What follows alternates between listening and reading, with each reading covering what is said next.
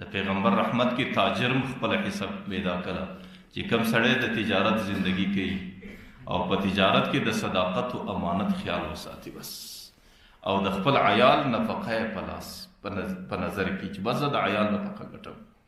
پیغمبر علیه السلام وایي التاجر الصدوق الامین، چې کم تاجر په خپل تجارت کې درواغ نه وایي، چې کم تاجر په خپل تجارت کې خیانت نه کوي، مع النبیین والصدیقین والشهداء والصالحین.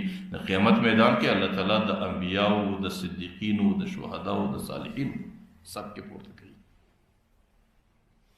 چې کم سړی پر خپل بچانو باندې نفقه کوي، النفقة على عياله كالنفقة في سبيل الله، پر دې باندې الله تعالی دته د صدقې ثواب ورکړي چې د سهار او ماښام د خپل بچانو روزنه کوي. او د پیغمبر پر رحمت کې مزدور او کارګر خپل حصہ پیدا کړ. پیغمبر علیه السلام چې کم سړی د ورځې بیلچه چلی مزدوری کوي، پیغمبر علیه السلام د هغې مطالبه کړي الکاسب حبیب الله، دا سړی کاسب دی او دا د الله محبوب دی، الله تعالی د دې سره محبت کوي.